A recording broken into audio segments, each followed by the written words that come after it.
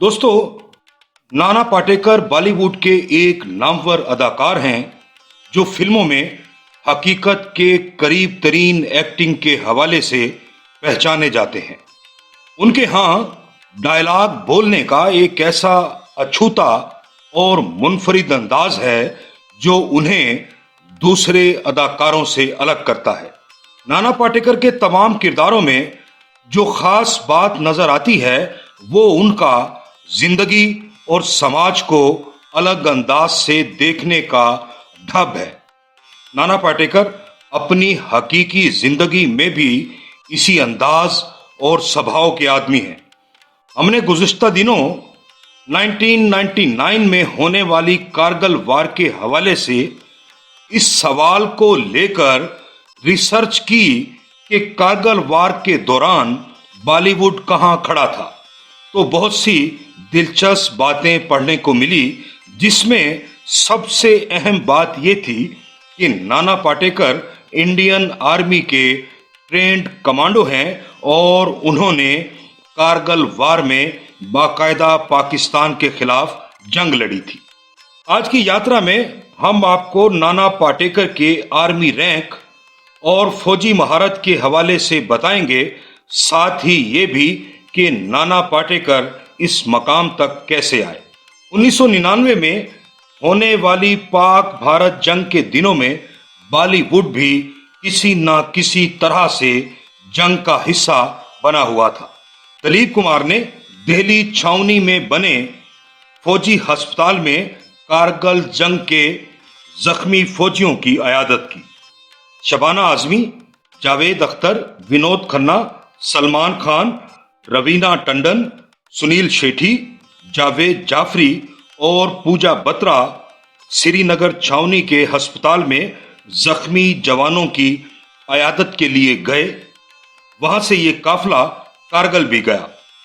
कुछ स्टार्स ने मुंबई में शोज किए, कुछ शोज और फुटबॉल मैच खेलने के लिए दिल्ली आए, लेकिन एक अदाकार जो इन सब से अलग अलग रहा, नाना पाटेकर है। अपने काम में भी अलग और देशभक्ति में भी अलग। नाना पाटेकर कारगिल की लड़ाई में हिस्सा लेने के लिए जंग के महाज पर गए और जवानों के साथ एक सिपाही की तरह रहे। बहुत कम लोग जानते हैं कि नाना पाटेकर इंडियन आर्मी का ट्रेंड कमांडो और ऑनरेरी कैप्टन है। ये ऑनर नाना पाटेकर को उस वक्त मिला जब उन्होंने अपनी पहली फिल्म प्रहार डायरेक्ट करने से पहले साल भर फौज में रहकर ट्रेनिंग हासिल की थी। उस वक्त नाना पाटेकर को इंडियन आर्मी ने ऑनरेरी कैप्टन बना दिया था। ये ट्रेनिंग दरअसल नाना पाटेकर की हिदायत में बनने वाली पहली फिल्म प्रहार के लिए थी। प्रहार में नाना पाटेकर ने आर्मी ऑफिसर मेजर चौहान का किरदार अदा किया था। ये फिल्म दरअसल एक खास जज्बे के तहत बनाई गई। इस फिल्म के हर फ्रेम से जज्बा टपक रहा है। ये मेजर चौहान की एक सादा सी कहानी है जो कमांडो कोर्स के दौरान अपने जवानों से एक मुनफरिद ताल्लुक कायम करता है, लेकिन जब उसके एक सिपाही को एक मिशन के बाद माजूरी का सामना करना पड़ता है और मकामी गुंडे उसे तावान की रकम अदा ना करने पर बेदर्दी से कत्ल कर देते हैं, तो मेजर चौहान मैदान में उतरता है और गुंडों को गुस्से में आकर मार देता है। इस फिल्म में नाना पाटेकर इंतहाई मुश्किल स्टंट खुद करते नजर आते हैं।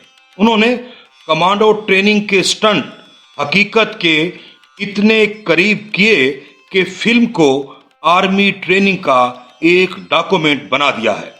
शम्मा दहली के मुताबिक नाना पाटेकर ने 1 साल की ट्रेनिंग ली थी, लेकिन बाज लोग उनकी 3 साला फौजी ट्रेनिंग की बात भी करते हैं।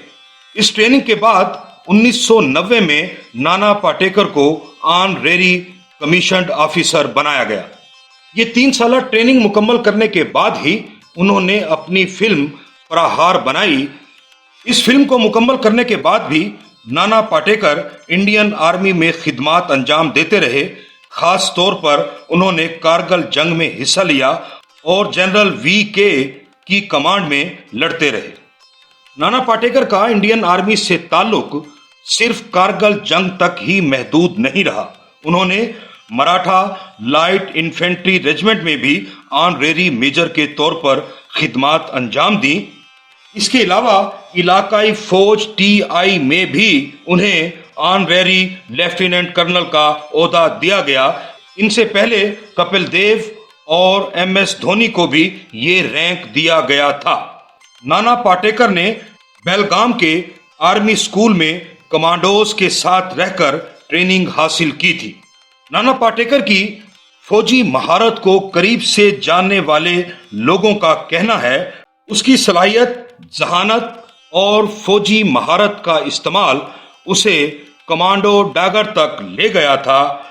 उसकी निशानेबाजी ओलंपियन लेवल की थी, जो अब उसका एक मशगला बन चुकी है, क्योंकि Nana Patekar national shooting championship में भी हिस्सा लेते रहे हैं।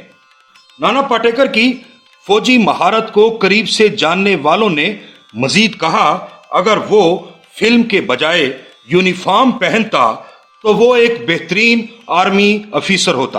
दोस्तों, ये थी हमारी आज की यात्रा। अगर आपको हमारी ये यात्रा पसंद आए तो अपने दोस्तों से भी शेयर कीजिए और हमारा चैनल भी जरूर सब्सक्राइब कीजिए।